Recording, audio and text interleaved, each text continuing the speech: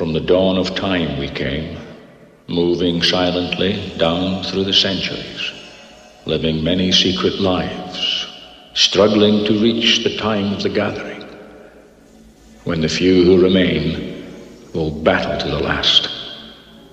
No one has ever known we were among you, until now. What's happening, folks? Welcome back to Deckard Unicorn. My name's Martin. My name's Shonagh. And unfortunately, we are still in the middle of a local lockdown here in Glasgow, and you can't even go to a restaurant for food, unfortunately. I'm so fed up cooking for us. You can still order out, though. I've got something to say. What's that? It's better to eat out than to take away. Oh, yes. I almost didn't keep it together there. That might be the worst one. Yeah, I think so. If you're familiar with that horribly bastardised rhyming couplet, you might be a fan of this week's film, Highlander. Yes, Highlander, which was released in 1986. It's a fantasy action sword and sorcery. Well, kind of sword and sorcery, isn't it? Well, it's got swords and... There's swords, there's not really sorcerers in it. There is a kind of magic. Oh, yeah, well, yes, sword and sorcery, so we're sticking with that then. Mm-hmm. So it's a sword and sorcery movie from 1986. Now, last week we did bring you 2 sword and sorcery films Yes, in a double bill, but this week there can be only one. Oh my God. I think that's all I've got, by the way. I think I've used them all up now. Dear, oh dear. I think about 18,000 people just switched off. Only kidding, there's only 3 people listening to this, isn't there? Thanks, Mum, again. Yeah, so this film was directed by Russell Mulcahy, and it stars Christopher Lambert, Roxanne Hart, Sean Connery and Clancy Brown, and a bunch of other people which we'll get to later. So the story concerns Connor MacLeod. He's the Highlander of the title, and he's wounded in battle in medieval Scotland, and he's supposed to die but he doesn't, and he's then chased away from his village because they think he's with the devil, in league with Lucifer, as they say. He finds love in the shape of Heather, and then he is kind of accosted and found. That is Heather the girl. He's not fallen in love with a plant. He's not fallen in love with a plant. And he's found by Juan Sanchez Villalobos Ramirez, played by Sean Connery, and he tells him that he's an immortal and he can only die if he's beheaded by another immortal, and they basically must fight down through the centuries until only one remains, hence there can be only one. There can be only one. So at the end, one of them will get the prize, and the greatest threat to the prize at the moment is the Kurgan, who's been chasing them both really through the centuries as well. So the story flits between modern New York, in this case 1986 New York, and also medieval Scotland and a bunch of other points in history as well that Connor has shown up in. So the gathering that they talk about in the film is finally happening in New York, and it's down to MacLeod and the Kurgan to battle it out to see who wins the prize. It's like a Royal Rumble. It's like a Royal Rumble and there's only 2 men remaining. Yes, exactly. And funnily enough, there's a lot of wrestling in this movie as well. There is. A bit at the start. But anyway, Shonagh, what do you think of Highlander? Let's face it, any film that has swords with like sparks and lightning is awesome. So yeah, I think this film's great. The first thing that jumps out at you really is the idea. Like the overall concept is just amazing. And it was written by a guy called Gregory Wyden, and he came up with this idea while he was in college. I think he was in film school. And he said he had a really positive and supportive mentor who told him just to go for it. He said that if probably anybody else had seen it, they probably had told him to chuck it in the bin because it was so crazy and off the wall. But that's exactly what I love about it, is the fact that even after the first maybe half an hour of the film, you're still not really 100% sure what's going on. It's only really when Sean Connery appears and starts to sort of give you a wee bit of exposition, a wee bit of background, that you start to realise where the story's going, why people are where they are, you know, why it's jumping between the different timelines and so on. And first 15 minutes, you've got a wrestling match, people fighting in a parking lot, backflips, like about 3 billion. So many backflips. About 3 billion backflips. You go to medieval Scotland, you get that appearance of the Kurgan, and yeah, it's just absolutely bananas for that first 15-20 minutes. And actually the pace continues all the way through the film. It's really... Yeah, it's pretty non-stop. It just kind of keeps jumping from one extreme to the next. You know, you meet all these glorious, colourful characters and all these amazing settings as well. So, yeah, it's a fantastic concept. I think he came up with the idea when he was in the town Tower of London, which is obviously not like very imprisoned in the Tower of London. It's obviously not very Scottish either. It's not. But yeah, he was in the Tower of London and he's seen all of the various armours from throughout history and arms, weaponry and that kind of thing. And he just wondered how cool it would be if someone had the chance to wield all of those things or see all of those different historical periods and play around with all these things. And it's ironic, really, because a lot of Scots did end up in the Tower of London, but maybe not as tourists. Yeah, William Wallace was one of them, wasn't he? Exactly. He ended up there before he got hung, drawn, quartered and sent to the four winds or whatever. What gathering? When only a few of us are left, we will feel an irresistible pull towards a faraway land to fight for the prize. So this film is the very definition of a cult film. We tend to talk about films of that ilk a lot on this podcast so far. But yeah, just like many others, it was an absolute bomb at the box office. $19 million budget, and it only made back 12, so lost a third of the money that was spent on it. And again, it was only really on home video where it was saved, cable in America, and we obviously get it on things like Sky Movies and Sky Premiere in this country, way back in the late 80s. But yeah, the home video market kind of saved it. I think as well, it's important to note that the film did a lot better in Europe than it did in the US, and some of that might have been down to the marketing strategy in the US. So the original poster for the US market was just a picture of Christopher Lambert's face. Yeah, and he wasn't a star at all at this point. He probably wasn't known by anyone in America. Maybe a few people who'd seen Subway or Greystoke Tarzan. Which is no one. But yeah, I don't think they were going to get a lot from that poster. Yeah. I think the trailer that I saw, I don't know if that was the same trailer that was released in the US, that told us quite a lot about the story. But if they were just working on that poster, I wouldn't have gone and see that film. Yeah, I mean, Sean Connery's in it and he would have been a huge selling point, but it would have been really disingenuous to put Connery on the poster in order to sell it, because maybe people would have been annoyed, like, he was only in that for 25 minutes or something, so that's the last thing you want to do in that respect, is turn an audience off even further. But even just to see more than just his face, like, I think the audiences might even have been more interested if they'd seen, like, someone, like, in a kilt, like, but just a close-up of the face didn't really... Maybe the marketing people were thinking, it says Highlander. That's the name of it. So people will get the idea that there's going to maybe be kilts and swords and Scotsmen somewhere. That's why I watch a film, is for the kilts and swords. But yeah, it didn't do really well in America, and yeah, it did marginally better in Europe. Yeah, I think Big Lambert was a bigger star, especially in France at the time, and that might have helped carry the film a little bit more here. But I think also there is differences in, like, sense of humour and things like that. The US cut as well, the theatrical cut, was actually about 8 minutes shorter than the European version. Yeah, so there's some scenes that were cut out of the theatrical cut, so it's available now on the director's cut. Right, yeah, that's the one we've got. So we've seen, like, the sort of full version, but the scenes that were cut out were things like, there's a scene where Connor gets headbutted multiple times by one of his clansmen, that they didn't think the American audience would find very funny. Here in Scotland, we find headbutting very amusing. Look up Glasgow Kiss on Urban Dictionary. It's not romantic. So another scene that was cut was the backstory with Rachel, the lady the sort of elderly lady who lives with him in 1986. So it turns out he kind of adopted her, he found her. Saved her from the Nazis, that's right. Yeah. Exactly. So I feel like that kind of is important for the backstory. Otherwise you're just going to think he's got this creepy old lady living with him. Like... a butler. Almost kind of thing. All superheroes or all kind of big characters apparently need a posh English accented servant. Exactly.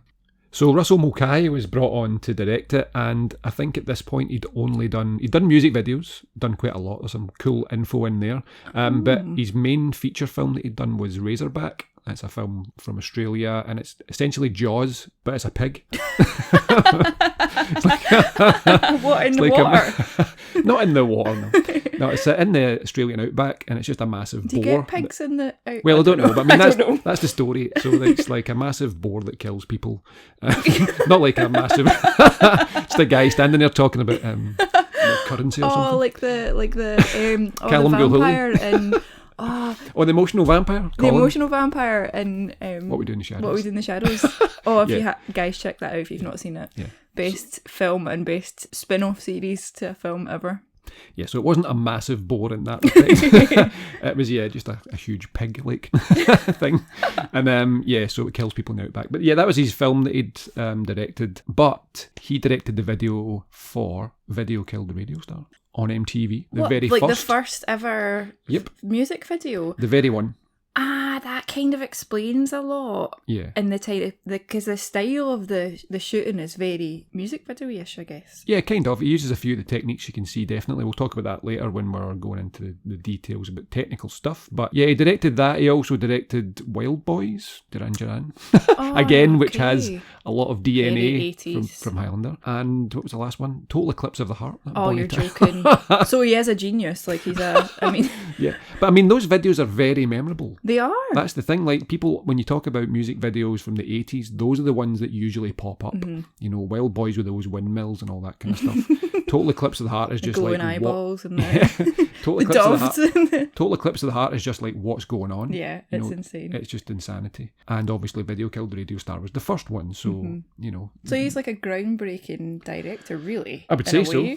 So as we talked about, the first 15 minutes of the film are a bit crazy, and it kind of opens on a wrestling match. And being a huge wrestling fan, it was actually amazing to see Greg Gagne, Jumpin' Jim Brunzell from the Killer Bees, Sam Fatu, and then you actually had the Fabulous Freebirds, Michael P.S. Hayes, stands for Purely Sexual, and he is, and you've got Terry Gordy and Buddy Roberts, and they're actually introduced as themselves. You even see Buddy Roberts' cool blonde wig that he's got on. That's pretty cool.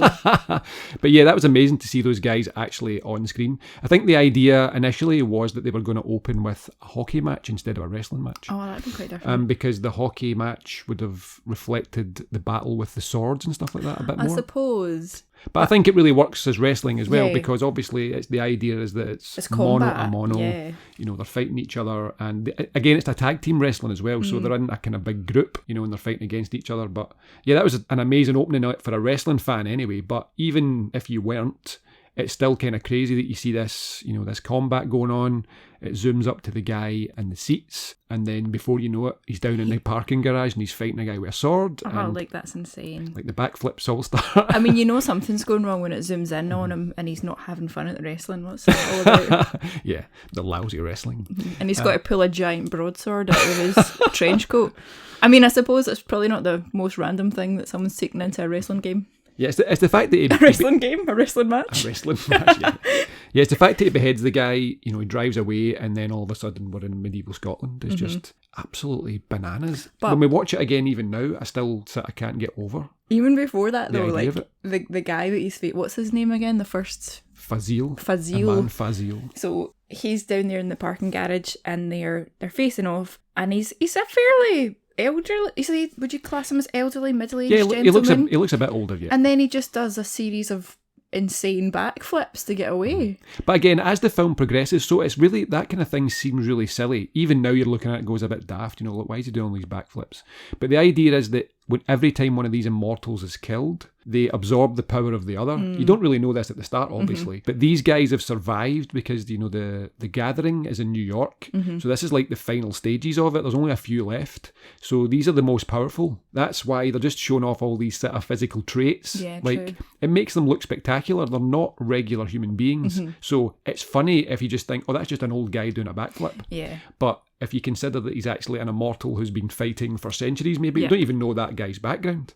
That's true, yeah, you don't He get a could lot. be like centuries old, or maybe even, you know, like thousands of years old, you know, like the Kurgan. Well, his sword's quite old, isn't it? So that kind of implies that exactly, he's his sword probably is quite old, so he's probably quite old as well. So yeah, it's a bit silly, but when you take it into a greater context later in the film, you start to realise that there's a reason why they act like that. You know, it's all very fantastical, you know, and they're these well-trained combatants. Apparently, there were also some backflips cut out of the US version. So maybe, I don't know if someone sat down and was like, yeah, Europeans will like 12 backflips, but Americans will only like 3 backflips. I don't know. Let us know if you've seen the American cut, how many backflips are in it.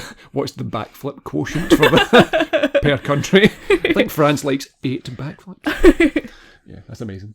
So yeah, I just love this idea of the immortal warriors going down through the centuries, finding people to fight, gaining their experience and their power. And being drawn to them as well. I like that idea.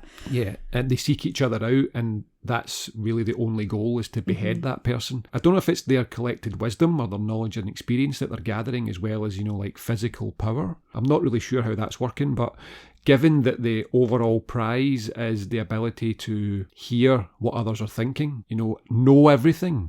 Because you see that right at the very end, he says, I know everything, I am everything. It's like he's got all the secrets of the universe. He could cure all the ailments, he could fix all the problems in the world. So again, maybe it's just a collected wisdom. Yeah, it's kind of like an enlightenment, isn't it? Yeah, exactly. That's what it's kind of like. Yeah, it's exactly that. You're Connor MacLeod. Maybe I am. You're Connor MacLeod, wounded in battle and driven from your village of Glenfinnan 5 years ago. So the Highlander of the title is Christopher Lambert, or Christophe Lambert. He's a French actor. In Scotland, it's Chris Lambert. Chris Lambert. But yeah, Christophe Lambert. And he had only been in 2 films at this point. He was in Subway, which is a Luc Besson movie. I think it was in 1985, just the year before. And then before that, he was in Greystoke Tarzan, which is the year before that again. So he was on a wee run of films and getting progressively better known. But yeah, he could barely speak English. Yeah, and I think that actually came as quite a surprise to a lot of the production team. Yeah. Yeah, so the director, Russell Mulcahy, just loved his look. He said that he had that kind of Brando-esque eyeline, like heavy set eyes, and he evoked a sense of superior intelligence, this kind of deep, piercing look. He looked like he had the weight of the world on his shoulders, and also like he was looking into your soul a little bit. And I think that's quite important because the character's supposed to be quite young. I think he's about 18 when he sort of gains his immortality or gets killed for the first time kind of thing. But he's still, so he's fairly young looking, although he doesn't look 18. He doesn't. The hard paper round in Glencoe. Exactly. It's a bit windy in Scotland. That's true, actually, we all look old. But I think having a character that looks young but has that kind of old eyes or it's like an old soul behind his eyes. Yeah. Wizened's not a word, is it? Wizened? He's been wizened with time. But yeah, he's got a very unique look. Yeah. Like, how sometimes you look at babies or small children and you're like, you've been here before. Like, they've got experience. It looks like they've lived many lives beforehand. But yeah, that's the quality that he enjoyed or that he liked in that particular actor, so he wanted him. And again, because he was a music video director, he's very visual, so maybe what he sounded like and everything was a secondary consideration. It was clearly a secondary consideration. He must have known as soon as he's picked the guy, he must have been told by his agent he can't speak English, but he still wanted him, he fought for him. And I think the studio were kind of like, why do you want this guy? And it's just said, it's the look. It was just after that particular and look. We know that we wanted him because Kurt Russell was busy. That's exactly right. But yeah, they got him, and so Lambert came in and did... Lambert came in and did a whole bunch of English learning, and they tried to put on a Scottish accent as well, so I think he had a vocal coach to take him through his steps, so it's a hell of a shift he put in to sort of learn the language and then also bastardise it by having a Scottish accent. Absolutely. Like, I definitely couldn't stand his voice in this until I heard that he didn't speak really any English at all, and actually after that I gained quite a lot of respect for him. So in the later parts of the film, or the parts of the film that are set in the 80s, he has a slightly different accent. It's kind of a mixed accent, and that was supposedly developed with a vocal coach. And it was supposed to be like from nowhere in particular, or from a lot of places. From lots of different places. Oh, that was good. That was really good. I've seen the film about 10 billion times. That was really good. Seeped in. But anyway, yeah, I think that works in the modern context as far as modern New York in the time of the film. The Scottish accent is questionable at best. Yeah, questionable. It's pretty but again, poor. Also, he is a unique soul. So, don't know, maybe you can... I'm just trying to... I mean, I would have driven him out of the village just for that accent. I'd have been like, what is that? I'm trying to justify it a little bit. So it's... I know, and actually, yeah, when I heard that, I really did think, actually, he's actually done quite a good job. He did a great job considering where he started from. But yeah, his Scottish accent's not really that convincing, but I'm happy to give him a pass. Me too.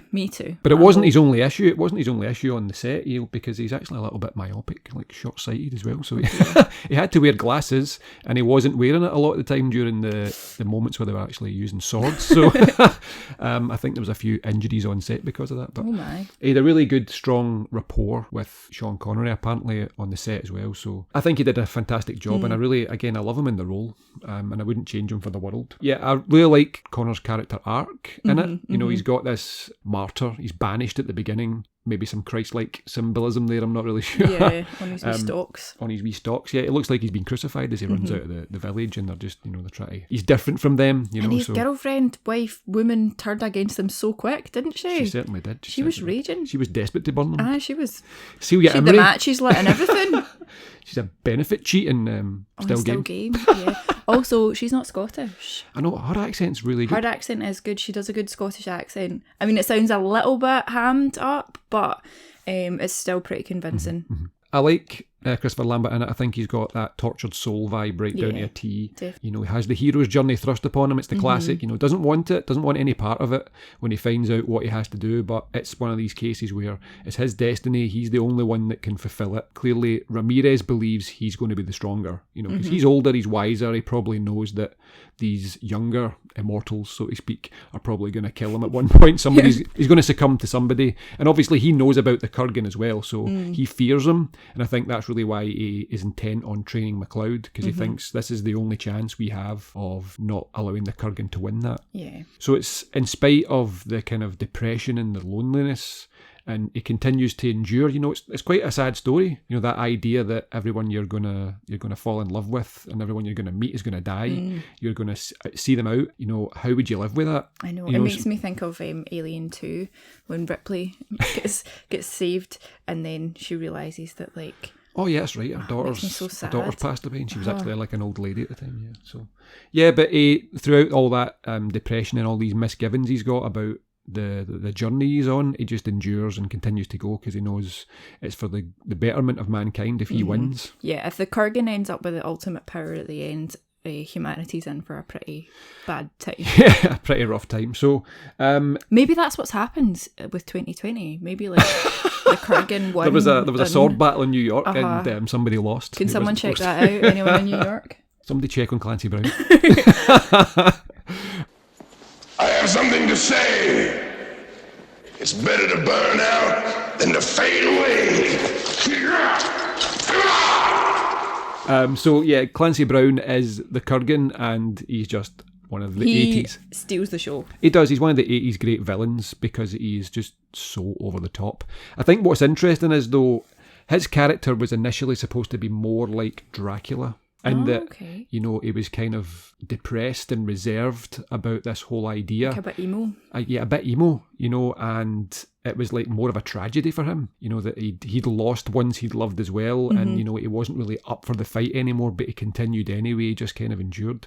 But obviously that's more like MacLeod's story, so clearly you couldn't have had two characters like that, with a kind of deeper meaning to their existence and all that kind of thing. Both really sad to be winning. And especially in an 80s film, you need like a big colourful villain to sell it as well. I think so, yeah. So he was actually the perfect foil for Christopher Lambert. I think he was fantastic. And he's got such a great physical presence as well. He has. And I think actually there's a guy called Pete Steele in a band called Typo Negative. He sadly passed away now, but I think Pete Steele stole his look from Clancy Brown. They look very similar because they're both big guys with that long black hair, and they've got that kind of deathly look about them. Well, he does have that really horrible cropped in haircut later on. That's horrible to look at. But it's good. It adds to that kind of makes your skin crawl kind of look. I think when you first see him, he's amazing. It's again one of those great cinematic entrances that you just remember. Again, by that point in the story, you're still unsure as to what's going on. Yeah. You've just seen the fight in the parking garage. Especially if you saw the American poster, you just think it's just... And then this guy turns up, and again, MacLeod is really inexperienced, doesn't even get a chance. He lifts his sword and he's run through immediately. This guy is just too good. There is a wee point though where he's walking about the battlefield looking super pathetic, being like, why won't anybody fight me? Except not with that accent. I love that actually, because he's sweet. You can see he's really he's inexperienced. He's really inexperienced. And yeah, and he's not got a clue. I mean, I think any decent combatant on that battlefield could probably have killed him at that point. But the Kurgan has his eyes on him, and nobody's allowed to touch him. And Clancy Brown makes his entrance, and I thought he looked like the Alien Queen. when he has that. With the there's big that first helmet moment. and It's the way he sees jaws teeth and that the- kind of look, and it's like this. A sort of the sub jaw underneath it comes out from underneath that, because it's a set of teeth, so it's like a huge set of teeth on the outside, and then you've got this other set of teeth on the inside. I just It's felt like teeth, extra teeth. teeth and extra teeth. But yeah, he's an amazing character design, Yeah. and I think he loved having the neck cut, like he was using that makeup, and he also had the pins and the bald head. And I think he just loved getting into that character as well. You can tell that he's owning it. So yeah, despite being attracted by the more sensitive side of the story that he'd first read about, he really just goes 110% into the whole insanity of it. And he's vicious, he's callous, he's disrespectful. He likes licking priests. He likes he's just like the worst of the worst. He is, he's and horrible. I love it so much. It's so good. There's him and guys like Clarence Boddicker are just like some of the greatest 80s villains. You just have a really clear... I think if they'd gone with the kind of character that you described earlier, it would have been a lot more philosophical. And there would have been a lot more who's the good, who's the bad, what are the motivations kind of thing. But this makes it a really clear, there's the goodie, there's the baddie, fight. Yeah, well, again, that's what it needs. Yeah. Ultimately, it's an action-adventure movie. Exactly. And you kind of need that bold, brash aspect to it. And he has probably the best, most 80s weapon of this film, the collapsible broadsword. A collapsible it's like broadsword. an IKEA version. I love it. It's like this James Bond broadsword. It's so good. Like that case he carries it in is just fantastic. That moment where he builds it and you've got the montage of him, going through, he's like his sword kata. He's just going through all of his moves and sort of training. Yeah, and it looks really good actually. He The looks moves great. look great. Again, we'll talk about the kind of sword stuff later, the sword play later, but he definitely looks like he knows what he's doing. And you have to, because he's been about for like exactly. a billion, trillion, gazillion years at this point. He has to be polished at this point. He's fought in so many battles and killed so many men. He would be just second nature. Or women, we don't know. Or women as well. Yeah, you don't actually see any female immortals, which is That's interesting. true. I think the TV show maybe had a couple, but I didn't watch that. No, me neither. I am Juan Sanchez Villalobos Ramirez, Chief Metallurgist to King Charles V of Spain, and I'm at your service. So probably the biggest star in the movie is Sean Connery as Don Juan Sanchez Villalobos Ramirez, Chief Metallurgist to King Charles V of Spain, and I'm at your service. So he is actually Scottish in real life. He's Scottish in real life. Unlike the others in the film. But he's playing an Egyptian Spaniard who lived in Japan. He is, yes. So I think the heritage is that he's Egyptian. Mm-hmm. He's now living in Spain. Yep. At that point, he's in medieval Spain at that point, and he's made his way to Scotland. But he did live in Japan at one point. So I'm assuming Egyptian to begin with, moves to Japan. That's where he gets his sword. From her dad. From her father, yep, exactly. And they were making them long before they were actually making those swords in Japan, which is actually part of the plot and not a mistake. People keep saying, all of the internet, like, well, actually, I think you'll find that the Japanese didn't start making katana like this until whatever year. But they actually make a point of saying that this was hundreds of years before this type of skill was documented in Japan, and that's the whole reason that the lady is interested. Yeah, Brenda, in this that's sword. exactly why she's interested. But again, just Sean Connery being Sean Connery. And he makes absolutely zero attempts to do any other accent or kind of trying. Yeah. I mean, I think that's one of the rods that people use to beat this film with, is that the actual Scotsman is playing a Spanish Egyptian and the Scotsman is being played by a Frenchman. But we never complain nowadays. Like it would be, Yeah, you it's don't, discrimination to say, oh, you can't play that character because you're not. So I'm not complaining. I just think it's quite funny. And you've also got, the Kurgan himself is from the steppes of Russia. He's like an ancient Russian. Steppes of Russia. Steppes of Russia. That's kind of like the grasslands, isn't it? Oh, is it? Like, Oh, okay. the kind of environment. It's like they hadn't It's not let him in the actually door like- yet. Just standing not actually outside on the steps. You just stand there in the middle step. Like, I'm from the second step of Russia. That's amazing. Yeah, so Connery was on the shoot for about 7 days. Or as we like to call him, Shonagh. Big Shonagh, exactly. Shonagh, that's me and my mate Adrian, you call him Shonagh. So Shonagh was on set for 7 days and lived like a lord while he was there. I think he lived in a castle. Sounds about right. He was living in a castle. Did he not live in a castle anyway? He did at one point. That's when he wasn't like avoiding tax in true. in Bermuda, whatever it was. But yeah, he lived in a castle and he flew in by helicopter most days. And I think Obviously. even he actually buzzed them a few times, like flying a bit close. Oh, God. just to annoy people. He apparently was really good on set. You know, he was obviously getting paid a lot of money, and he was doing very little work. I mean, 7 days is probably not much to an actor of his calibre.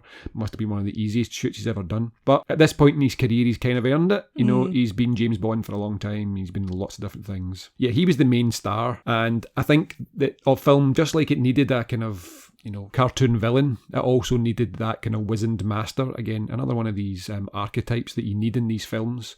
Somebody to have explained the plot as we go along and tell the hero what he should be doing and what he shouldn't do. He's like the Yoda of Highlander. Exactly, that's exactly it. That's his function. In all honesty, I mean, he actually gets doubled quite a few times as well. You know, a lot of the sword fighting and even the running and a lot of other things like that. It's not actually him. But you can't expect Shonagh to do physical work. Come on now. Well, this guy used to be Mr. Universe, remember? That's true, And he was actually. Big Cham. Big Cham forgot about Connery. that. Yeah, he actually won that. I can't remember if it was Universe or Olympia, one of the two, but, you know, he actually was like a proper bodybuilder at one point, so he's a physical specimen. That's why he got James Bond in the first place, I think. Yeah, he was doubled quite a bit. You know, hardly did anything really, apart from the close-ups. So would it surprise you that other actors who were considered for this role I love included this. Clint Eastwood? What? Terrible choice. That's a terrible choice, yeah. Michael Caine? What? No. Man, we're supposed to blow the bloody doors off. You're immortal! That was a terrible impression. They get worse. Gene Hackman. I love Gene Hackman, but he'd been rubbish in this. Yeah, like, I mean, these are brilliant actors, but not for this. And the last one, Yes. Peter O'Toole. Oh, he might have worked. Do you think? Kind of. Peter O'Toole was a great actor. Yeah, he might have worked. I think probably out of them all. I think Connery's the perfect pick. Yeah, definitely. To sell the kind of Scottish angle, again, even though he's not Scottish. But he's also kind of knowing Connery. Yes. He sells it all with a wink, that kind of That's twinkle it. in his eye. He's kind of light-hearted about the whole thing. He is. It's It's kind of almost- like a big joke that you're immortal. Yeah, and I think that sells it really well. He's just seen and done so much. You know, he's like this lush, isn't he? Yeah, You know what I mean? he's charming. He's charming, and yeah, it just works. And the way he treats McLeod when he first meets him, almost like he's this kind of scum on the bottom of his foot, and he's going to try to kind of cultivate him. He obviously cares for him eventually, and then they become really close friends. But, you know, he's cultivating this sort of heathen into something that can stand against this crazy immortal in the Kurgan. You must leave her, brother. So in medieval Scotland, Connor falls in love with Heather, and she's played by Beattie Edney, and she wasn't Scottish either. Nope. Like, her not accent's really Scottish. good Hers as well. is really good. Again, very slightly, like, as if they've turned it to 11. Yeah, but But- yeah, a bit. I actually thought she was Scottish. I to be thought she honest. was Scottish as well until I looked it up. So they clearly had a very good voice coach on this. Mm-hmm. I mean, we talked about how they worked wonders really with Christopher I think Lambert. though as but- well, probably those two ladies that we spoke about are both English, so they're more familiar with hearing a Scottish yeah, accent. but they're both very convincing. Yeah, definitely. So yeah, Heather passes away in this. She's the first person that Connor falls in love with, and it's kind of like as soon as that happens, he sort of vows it's never going to happen again. So he's just going to live this lonely life until obviously he gets to modern day New York, where he falls in love with Roxanne Hart, who's playing Brenda.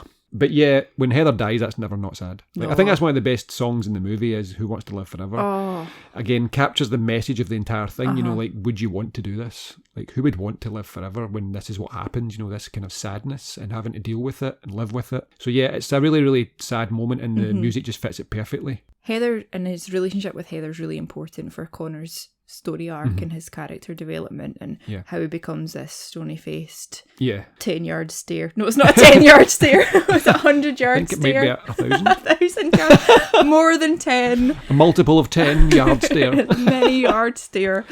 He's just like over Yeah, there. she's important and figure later on in the film as well. You know, there's that moment where the Kurgan tells him about the time when he had raped her, Oh, that's and right. that she hadn't told him. You know, and he uses that as a barb, you know, a Yeah. jibe, and he just finds out about it. And that was clever writing actually, to sort of leave that till that moment, as if he didn't hate the guy enough, and as if Connor McLeod didn't hate the guy enough, or need a reason to kill him. Especially because it's actually on Heather's birthday. He's in there to light the candle in the church. And again, the Kurgan knows that they're on holy ground and they can't fight on holy ground, and he says that to him. It's Yeah. like, that's just the worst. So again, though, it's like wrestling, or like an extreme version, but you know how you used to get those like call-outs being like, I'm going to get you!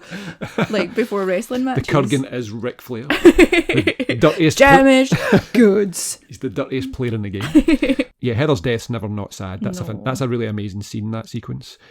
Why are you asking me about the garden? Have you been following me? I'd like to walk you home, Brenda. But then in modern day New York, he falls in love with Brenda eventually.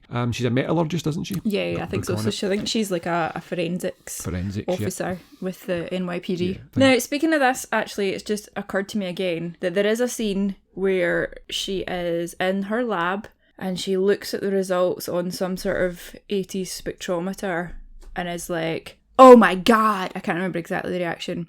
But once again, that's not really how spectrometers work. Okay, you see this in films and TV all the time, like CSI and things like that. Someone puts something in a spectrometer and then they get a result back and they're like, oh, it's paint from B&Q, it's sky blue. It's not how it works, guys. Okay. I'll take your word for but okay, I'm willing to. Science especially rant. not in 1986. Science rant over. Roxanne Hart plays Brenda, and she was doing Broadway at the time. That's funny because it seems to be quite a lot of actresses get pulled from Broadway at this point in time in the 80s. Remember we talked about Sandal Bergman? And also Celia Imrie, the other Scottish girlfriend. She has a big theatre career as well. Yeah, so she was on Broadway, and her first film was actually with Sidney Lumet. That's quite an introduction to film. Yeah. A legendary director. But yeah, so she's in this, and I really like her in it. One of the things that stands out about her is her ability to look so terrified when she's in the hands of the Kurgan towards the end. See that moment in the car where she's screaming? She looks legitimately terrified. Yeah. Like, she looks like she's been crying for days. She does such a good job there. And that is, I think, so good. That's definitely one of those points when actors and actresses show themselves up. And he can't die, so he's like eyes closed all over the roads. That's hilarious, that as well. But it's a really great scene. But yeah, she's really independent in this. She's obviously a famous author. She's like a respected scientist, forensics person. She occupies this world of men, and you can see that she knows how to deal with them. Yeah, it's like she has to kind of control the situations and use her, I was going to say womanly ways. It's not womanly ways. She just uses her intelligence Exactly. And she's clearly got a backbone. And she's not interested in Connor or Russell, I should say at this point, for a romantic concern. It's purely academic. She's interested in this sword. Well, that's exactly it. I mean, she gets him to her apartment, but that's like, she's actually the one with the ulterior motive. Absolutely. She's just trying to get information out of him. She's trying to use him to get closer to this sword and who created it and where it came from and all that kind of thing. So, because as we know, the Japanese didn't begin making katana. So. Yeah, exactly. As an interesting aside, one of the characters in this, we just talked about Celia Imrie, who was in Still Game. But there's a guy called Christopher Malcolm, right? So he was in an episode of Only Fools and Horses. It's called Friday the 14th, I think. And it's where there's this escaped axe murderer. And he's the axe murderer that visit them when they go on a fishing trip. As a policeman. Yeah. So he's actually the guy in the alleyway that shoots at the Kurgan. Oh, no, the one who's like a vigilante. Exactly. He's like, got ammo up the ass and I ain't safe. The guy just driving around town looking for somebody to shoot. Yeah. Well, I mean, obviously the news in the city is all about this headhunter, I think it is, you see on the newsstand. So he's like a vigilante and he's out for justice kind of thing. Clearly ex-military, like maybe a Marine or something like that, and he's just got guns all over the place. He goes into the alleyway and he sees Castigear, who's one of the second last sort of immortal. Oh, he was like Connor's pal, He was Connor's friend, yeah. And he gets beheaded and the Kurgan's left, and this guy takes a pot shot at him and, gets a sword through the gut for his trouble and thrown away. But yeah, that's quite funny that he was in that. It's only when we watched it again recently I was like, oh my God. I recognise him it's from the Highlander. axe murderer from Only Fools and Horses. That's brilliant. What's that all about? It was quite good though that the Kurgan dispatched like the other goodies in this film, because what would have happened if they'd got to the end and it was like Connor versus Shonagh? Yeah, it's a really interesting question. Like, what happens if it had been two good guys, two friends especially? Would one of them just lay down their life? Yeah. I think that's most likely what would have happened. If, for example, you had Connor and Shonagh, just going to call him Shonagh for short. If they two were left, I honestly think he would have allowed MacLeod. He would have allowed MacLeod to behead him. I think he would have. I think he just have said, right, okay, just do it. I know that you're going to be good. I know that you are going to use this gift wisely. So on you go. But then could they not have just been like pals and just kicked about and I don't think, kept each other company in that? The thing is, the prize is important to humanity. That's the point. Humanity needs this according to the sort of scope of the film. There's things that the voiceover. Well, that's the thing though. There's diseases that can be cured. There's conflicts that can be resolved, and you're getting all this information. Okay, yeah, definitely the baddie won in real life 2020. But can you imagine 2020? Someone had that power to fix all the shit that's gone wrong. If you're out there and you've had the quickening, going to help us. You wouldn't exactly have like a Rocky 3 moment or whatever, where they just have a wee boxing match, then they go, ha ha, don't cut my head off though. You know, so. Also, what would happen if a non-immortal cut their head off? Like, if it was just Well, they couldn't die. I think that's the point, is that they can only die at the hands of another immortal. Right, okay. Maybe. That is a sort of thin plank that I'm standing on at this point. Maybe I've delved too far. Maybe I wasn't supposed to question I don't think they Highlander can be this much. I don't think they can be killed by anyone except another immortal. I think if they were beheaded, maybe something would just happen that would come back. Your head would come back. I don't know. But you know what I mean? I think it's actually only immortals that can behead them. I mean, I suppose there's not really a lot of people going about beheading people. Well, that's the thing. Nobody would think to do that probably Although, anyway.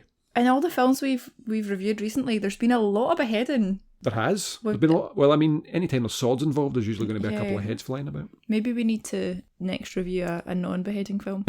Yes. The sensation you're feeling is the quickening. So moving on to some of the technical aspects, and I think one of the first things that stands out for me is the sets in Scotland. So you've got Eilean Castle. I think they filmed in the Coolin Hills. And they've also got Glencoe, Isle of Skye, and I think the production team said they loved the Scottish weather. Didn't love it, they hated it. But they had they used the old 4 seasons in one day. Yeah. There was no continuity in some of the shots. Funnily enough, that moment where you see the Kurgan, it's an overhead shot, a crane shot, right? And when you see him arrive, this black shadow is cast across him. And I thought that was just the director had added that in. That was a cloud. Oh man, that happens all the time here. It's actually nuts. It looks so cool when you see the hills and you just see some clouds moving over it and a whole But it looks shadow. so good. It happened just at the perfect time. They just zoom in on his head and then this cloud goes overhead and it creates this amazing black shadow over this dark, evil character. It's so good. It's a kind of magic. It actually is. And the landscapes they're beautiful. So the scene at first where you see the MacLeods leaving for battle, that's filmed at Eilean Castle. That's right. Which is one of the most photographed places in Scotland. Yeah, it's beautiful, it really is. They had to tear down a few sort of modern structures. I think they covered them up. I think they built... No, the like the telephone wires and stuff like that, telephone cable stuff, like they had to sort of pull them down. Get permission. You know, I think it would only really affect the local area. So they had to get permission to do that. But they took them down because it was just affecting the shot. And it's hard to sort of shoot around something like that, you know, and then there was no sort of CGI really then. Of course, I think they also hid like a wee modern croft or something. Yeah, they had to build like a structure around it and then disguise it as like an older building. They also had to cover up the car park with like hundreds of tons of peat as well. Oh my God. But it does look great, although they do say that this is supposed to be where the MacLeods are from, but actually I'm pretty sure the seat of the MacLeods is Dunvegan Castle in Skye. Oh, there you go. So Didn't know that. But check that out if you're ever in Skye, ever in Scotland. It's really beautiful. Yeah. The extras and those scenes look really good, like the sort of battle scenes in Scotland. They They're kind of like pre-Braveheart and scenes. I think, there's not a lot of people in them, but I think in those days that's kind of what it was. It was roughly just big gangs of men, and it was it wasn't like proper armies. It was just like clans, 50 family groups, 50 or 60 people against another 50 or 60 people, meeting in a field and just going at it until somebody gives up. Horse. And actually, so the extras apparently got paid £25 a day. Not bad. But they got an extra tenner if they brought their own horse. Especially in 1986, that's probably a lot. £8 million, I think. 25 bangers in those days. But yeah, I love Alan Cameron's sets. The guy has just got fantastic design sense. I mean, if you think of Connor's flat in New York, that's an amazing set. I actually thought that was a real loft apartment.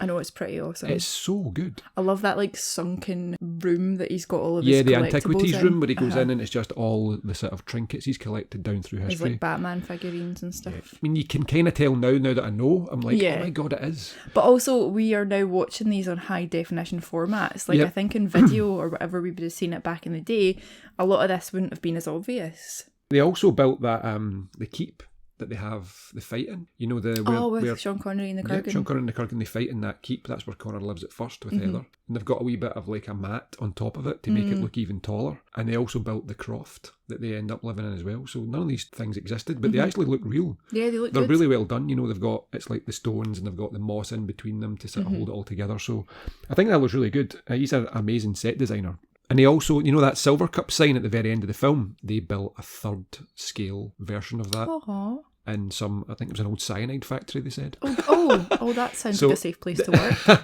They built the set in there, and they had to sort of build these huge neon signs. And obviously because the guys were going to be fighting in there. And there wasn't enough risk from the residual cyanide. Right, exactly. So the signs were obviously lit up and electrified. Oh my. And they had to drop this into the water. So each of the riggers had a cable with a plug on it. And when it was time to sort of drop their part of the sign, they had to sort of unplug and allow it to fall into the water. So that sounds like a great plan. Yeah. Did anyone die? No. Thankfully, it all went really well. But so you're saying the sparks between the swords were actually real? yes. It's a kind of magic. Wait. How many times have we said I think that? that's 3 so far. That's quite good. Yeah, that's we're quite doing good. well. But there should be only one.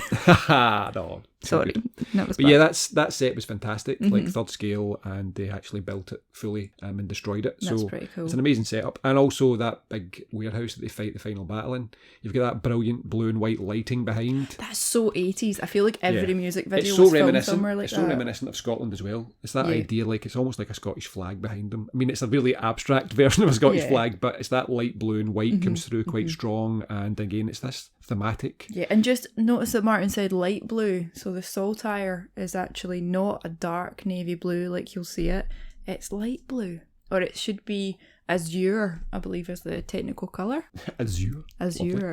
So yeah, the director, as we talked about, was Russell Mulcahy, and he came from a background of music videos, and you can really tell there's a lot of progressive shot techniques in here. It's quite surreal at points, really exotic camera moves, I think they got described as by his DOP.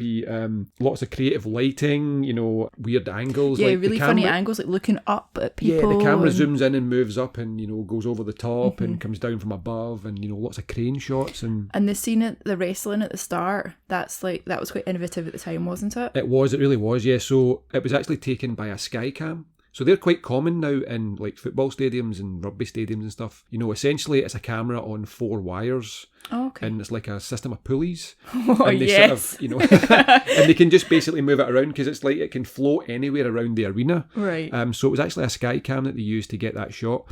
But you've actually got the sound effect of like a helicopter. Yeah. So it sounds like a chopper. That's the effect they were going for. They were going for a chopper shot type idea. It makes it seem like you're actually like watching drone footage. Exactly. And it looks like it's flying around the arena, and then it pans up into the crowd, and then there's a jump cut at that point to like a crane shot where they can then zoom right in on the actor because they can only go so far. Yeah. But they took inspiration from Citizen Kane. So there's a shot in Citizen Kane where the camera's coming down through a skylight, and then there's a cut just before it hits the glass, and it changes to a different camera, but it makes it look like it's all one take as it hits the skylight and goes through and then sort of ends up on the character. But yeah, that's where they got inspiration from. So it's just crazy that all these classic cinema techniques, they come back in some ways. It's amazing. That's brilliant. Another thing that's quite mind-blowing is actually the intercuts between scenes. You might have noticed when they're in the garage fighting at the beginning, does that pan upwards, and then all of a sudden you're in medieval Scotland. That's seamless. To this day, you can't see the join. It's really clever. It's a simple technique. You just pan up enough that it gets to like a black background, and then the next shot is obviously taken from a black background upwards, and it's just this seamless cut. It's just so effective. It's really nice. But he does it a few times through the film. There's the moment where Connor's sitting in the hills, and he's got his hands in the stocks, remember? And he's got that really sunken face, as we talked about, sunken eyes, and he's looking right ahead at the camera, and it segues into a picture of the Mona Lisa. Oh yeah, that's just, a really nice and then you see him fade. walking along the sidewalk in Manhattan, or whatever it is. There's also the point where he looks over his shoulder at his fish tank, and then it pans up through the fish tank, and then it eventually becomes the shot on the loch. On the loch, yeah. Where they're in the boat and they're talking about balance. B-A-L-A-N-C-E. Balance. I wish you guys could have seen Martin's face when he was singing that. That was outstanding. That's my best Connor impression. And the other clever one was actually it's where he goes into someone's eye. I think it's Connor's lying on the battlefield, and it zooms into his eye in modern day New York. Remember that one? It's like it kind of zooms out and then it comes out of his eye at the end of I've it. obviously not seen this film as many times as Martin. God, so. It's so cool. Don't And think you see that anyone shot has. from inside the car, just above the car, and he's sort of driving. It looks like he's going so fast. It's just an amazing thing. Screeches to a halt as the police sort of cut him off. See the scene where the wee granny, the wee old lady, hanging out in the car and the curtain comes around the corner. it's funny because they actually look Sandon. like your archetypal British couple. They do, don't Like from they? the 50s or the 60s. The guy with the flat cap and the woman with the sort of, what do you call those things on the head? Like the headscarf. Aye. So you see those two people, and he just throws the guy out and says hello, mom, to the old lady and drives it about. So the swordmaster on this obviously is very important. I think of a guy called Bob Anderson, who was looking after that, and he actually doubled for Connery in a lot of his that sequences. makes sense. But yeah, you can see the way we talked about Clancy Brown, the way he handles his sword and everything. I love that moment where he rolls it round his chest. In the hotel, That's in the just horrible hotel room. I don't understand how it works because of the sort of handle, the hilt of the sword, but it rolls around his chest. It might be a kind of magic. Oh my god. But yeah, he just looks so adept with the sword. And also Christopher Lambert looks really good as well. Yeah. You know, and he starts off as this kind of, hasn't got a clue. He's just waving it around. And eventually, when they come to fight towards the end, both guys look really accomplished. And it's kind of reminiscent of all the old classic, Tyrone Power and Errol Flynn and stuff, although it's not like the classical style was more fencing, like Basil Rathbone and guys like that. But you can see the kind of DNA of that. This is like the modern interpretation with bigger, more dangerous swords that can sort of cut you in half as opposed to just kind of piercing you a little bit. But yeah, Bob Anderson did a great job, and he again doubled for Connery, and he was up on that kind of cliff face they're on. Yeah. That's an amazing shot. That is really scary. The helicopter goes over the top, and those two guys are just, you can see they're not doing much. They're like, oh, we'll just hold on really tightly. And does that kind of parry maneuver where he just throws the sword off and you see it Yeah, I would have floating been down the clinging on for dear life at that point. Yeah, the stuntmen do a great job in that. But one of the stunts that went wrong was when the Kurgan appears in the keep. And he runs in and he jumps, remember? He sort of bursts through the door. Onto the table. And what was supposed to happen is supposed to swipe the table to the left or right, sort of out of the way, and then face up to, like, Sean Connery. But Clancy Brown got a bit excited and ran in and just jumped and chopped it straight down the middle. Chop! And apparently something flew off the table, like either a bit of the table or a bit of the set or a prop or something flew up and just missed Connery. And he wasn't best pleased, so I think he went back to his trailer at that point. Especially with those like world-class looks. Yeah. So yeah, Clancy Brown had to sort of sheepishly go and apologise, but yeah, they made up. But yeah, that was a bit of a cock-up. It obviously didn't affect them too much though, because I think that it was actually Clancy Brown who insisted that Connery come back for Highlander 2. All right, which we don't count as a real film. No, right? Highlander. Yeah. The less said about that, the better. Highlander 2. I think just you can't even save it in any means. It's just terrible, top to bottom. Some of the makeup in this doesn't look quite so great in our modern high definition. Yeah. Again, that idea of if it's in VHS, you don't know the difference, but on the high thing def. the thing that particularly sort of stood out was the scar tissue on the Kurgan's neck. Yeah, it looked like. Do you say the Kurgan or Kurgan? I would say he's the Kurgan. A Kurgan. It's not that his name is Kurgan. He checks into the hotel as Victor Kurgan, but I think that's just a joke. But yeah, I think he's just the Kurgan. It's his title, and he's probably got another name. Mr. Kurgan? Mr. Brian Kurgan. So like the little scar tissue on his neck, which is from the cut that Connery inflicted. So close to the head of him. Nearly got him.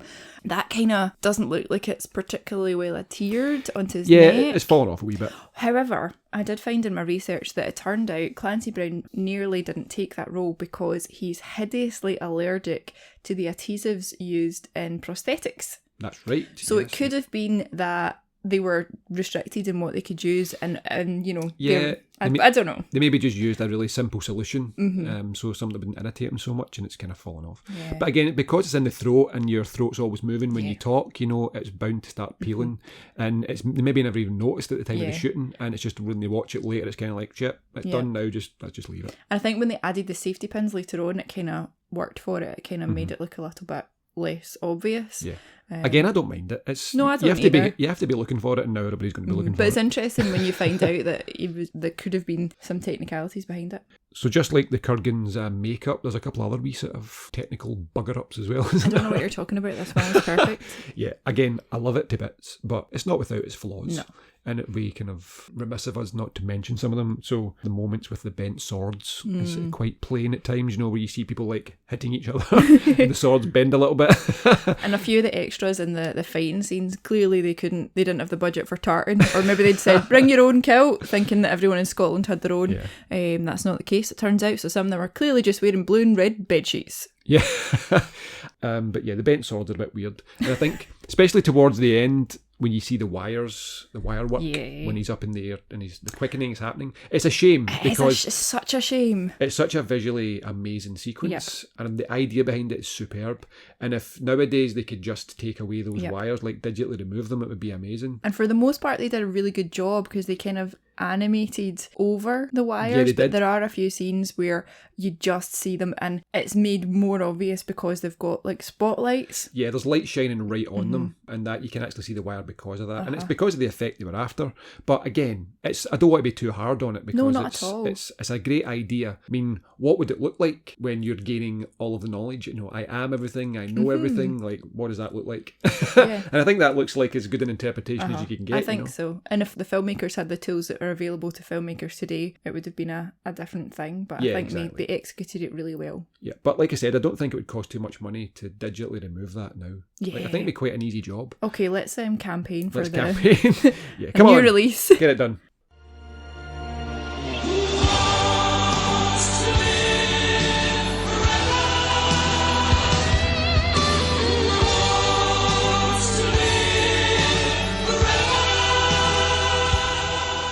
So one of my favourite things about this film, I've got so many favourite things about this film, is the music. There is a soundtrack. There's a kind of magic album which basically has all the songs from this film on it, minus a few of the sort of orchestral parts and also the New York thing that they do, which is quite cool actually, I quite like it. But Michael Kamen added sort of the orchestral parts. He just took what Queen had done and reorchestrated it and sort of added in the middle parts to join it all together. Obviously, a film score, you can't just go all out rock all the time. There's going to be parts where you need... Heather to die. Yeah, exactly.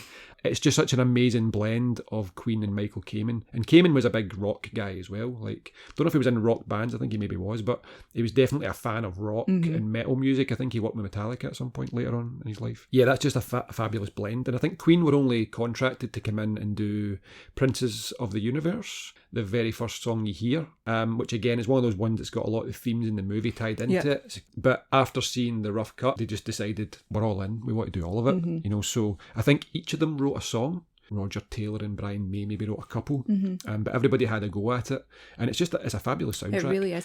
Okay, Martin, any underlying themes or messages in this film? Well, we've talked a wee bit about this, about that idea of immortality, and would you actually want it? Is it as good a gift as it sounds?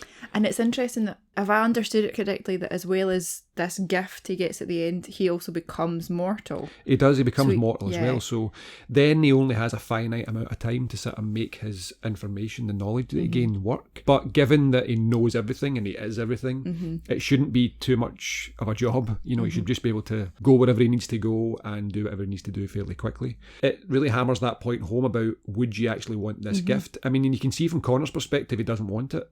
And is actually immortality a gift? That's it. Is death the actual gift? Yeah, I think it's the curse. I think, honestly, it's a curse. And those who are afflicted by it are, look at the Kurgan. Yeah. You know, he's a terrible person. Ramirez almost welcomes death a little bit, you know, because again, he's like Connor. He's seen a lot of heartache. And he's lost women lost as well. He loved. That was his great love. He wanted to save Connor from that. Yep, and he understands you can't get too close to someone because this is what's going to happen. Just like in Men in Black. So they understand and accept that they have to take this role on and they have to do it, otherwise the Kurgan's going to win. So otherwise I think they would end it. But yeah, I guess that's quite a deep philosophical... Yeah, it's quite a deep philosophical question. I mean, I think it points to living in the present. That's the main message, I think, is live in the now and enjoy your life while you have it. And just take those risks, love your loved ones, do the best you can for them, and enjoy it. Enjoy your time here. Don't live beyond the present. Life is precious because it's finite. Well, that's exactly it. And that's what he finally gets as his gift. It's like you finally get to experience what it's like. For him, he's learning a lot of new things, but also the greatest thing he's going to learn is this is what it feels like to be human, to have just that short period of time. What do you do with this great gift of life now that you've only got a certain amount of time to spend it? You know, what changes are you going to make? See, it's not just a sword film. It's not just a sword film, definitely not. And I think the tagline should be immortality sucks balls. I definitely don't think they would be allowed that in America.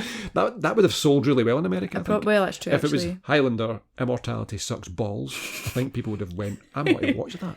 Your mother's going to listen to this podcast. So yeah, it's not the deepest film from that perspective. You know, I think there is a very strong message about living in the now, but it may have bogged the film down a little bit too much if you were trying to have far too many subtle layers in there. And I think Gregory Widen was quite smart. There was subtext there, and enough to explore, but not enough to distract from definitely the main story, the main thrust of the idea. And I think he does a fantastic job sort of paring it all down. At last, the gathering. Okay, so what's your most memorable moment of Highlander? I'm an absolute sucker for seeing Scotland on film. Yeah. Even when we grew up and we were watching Taggart on TV and you saw somewhere that you like live near. It was, Sonny, Mary.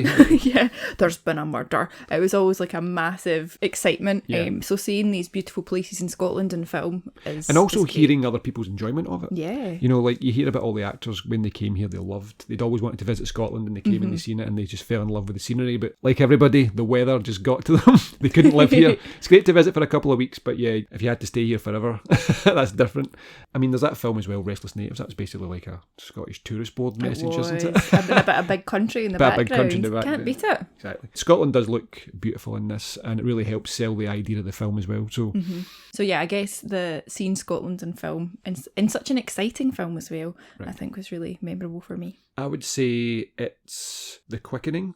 I love the quickening. The final battle, that whole final battle on the rooftop. It's the climax of the movie, so it's kind of an obvious one to pick. But I love the way it all comes together, and you know, that final fight with the background especially. I think it's a great background. It looks so cool, and the characters are silhouetted against it. That's a technique he uses quite a lot in the film, which is quite clever because you can't see where the stunt doubles are. You've got these characters cast in shadow, and it's almost like they are actually shadow people kind of thing, because they kind of are. You know, they're not really alive yet. You know, they're alive, but they're kind of suffering this. But I think if I had a sword to my neck, so to speak, I would choose the scene in the church where the Kurgan basically disrespects all the nuns and the priest. Yeah. And he has that moment where he tells Connor about the past, and he's just so vile. Yeah. But it's also Christopher Lambert's reaction to it. You know, he is livid. He's just desperate to get his hands on this guy and let's just get this fight over and done with. You're dead, mate. Even the sort of build up to that scene where he like goes to the candles and like just shoves them out with his fingers. Even just the way he does that, it just really builds this feeling of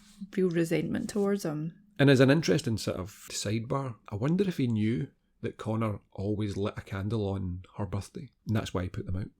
Or if it was just like kind of, there's some stuff to just mess around with. Yeah, I think it was just that. I don't know though, because Connor, just before that, lights the candle. You see him physically going to there and he says something to Heather, you know. And Happy birthday, hen. Happy birthday. And then he just lights the candles, and the first thing he does when he comes in is put them out. So, but then also that's him through history, isn't it? Extinguishing all these people. Well, it could be. That's a nice way to put that. But I think he might have an inkling as to why he's there. Maybe he's been watching him for a while or something. I don't know. And it's also the point where he says it's better to burn out than to fade away. I think that's also about living in the moment. Yeah. You know, that same idea, no? It's better to burn out than fade away. Like, why would you want to live forever when you can just like live fast and strong right now and just die?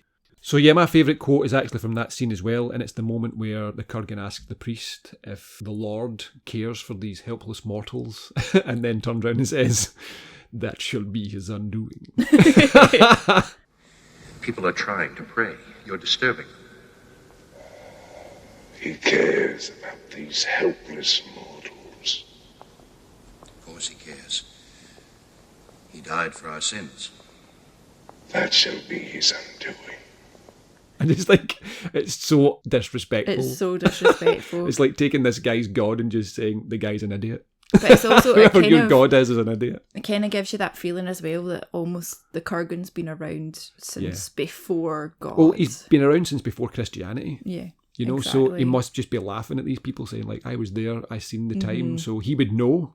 Yeah, that's if true. someone like that existed, he would know, surely. You know, he's been around beforehand. Maybe there was even an immortal in that region, something like that. You never know. Yeah, I think that's just so dismissive, but also hilarious that he's basically saying God is an idiot. Awkward. That's what he's saying. That's not our opinion.